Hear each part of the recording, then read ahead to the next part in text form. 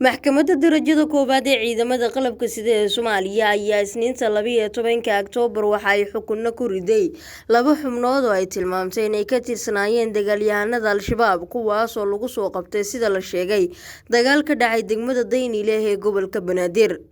Maxkamadda ayaa eedeysanayaashan ay xukunka ku riday magacyadooda ku kala sheegtay Xasan Cabdi Aadan Nuur iyo Cumar Xuseen Abshir kuwaas oo la tilmaamay inay ka tirsan yihiin dagaalyahanada Alshabaab isla markaana ay hayeen darajada sarkaalinta iyo darawalada si gaaran ay uga shaqeynayeen magaalooyinka Balcad iyo Basro oo labaduba ay ka tirsan yihiin gobolka Shabeellada Dhexe. Maxkamadda ciidamada qalabka sida war ka soo baxay sida lagu sheegay weerar ay ku qaadeen fadhiisin ciidanka dawladdu ay ku lahaayeen degmada Daynile ee gobolka Banaadir ayaa lagu soo qabtay eedeysanayaashan ka tirsanaa Alshabaab sida la tilmaamay waxaana xilligaasi ay ahaayeen xaalad dhaawaca. Qoraal dheer oo ka soo baxay maxkamadda darajada koowaad ee ciidamada qalabka sida ee Soomaaliya ayaa looga hadlay shaqooyinkii kala duwanaa ay qabteen eedeysanayaashan balse ugu dambeyn maxkamaddu waxa ay ku riday xukun. Muumin Xuseen Cabdullaahi ku-xigeenka xeer ilaaliyaha guud ee ciidamada qalabka sida ee Soomaaliya ayaa maxkamadda u sheegay in labadani eedeysane ay wada ahaayeen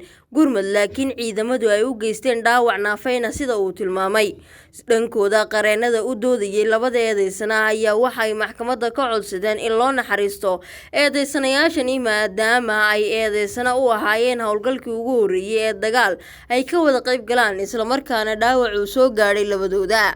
ugu dambeyntii gudoomiyaha maxkamadda darajada koowaad ee ciidamada qalabka sida ee Soomaaliya gaashaanle sare Xasan Cali Nuur Shuute oo soo xiray fadhiga maxkamadda ayaa waxa uu tilmaamay in Xasan Cabdi Aadan Nuur iyo Cumar Xuseen Abshir si wadajir loogu xukumay xabsi daa'in waxa uu dhinacyada dacwadda u sheegay inay haystaan muddo bil gudaheed ah inay ku qaataan racfaan haddii ay jiraan qaar ka mid ah qodobada maxkamadda oo aysan ku qanacsanayn.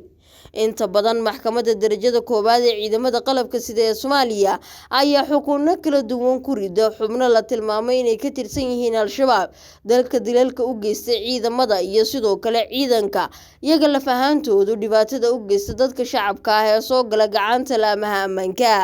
Ciidaha Rosmagane wararka laanta afka Soomaaliga ee codka bariga Afrika Muqdisho.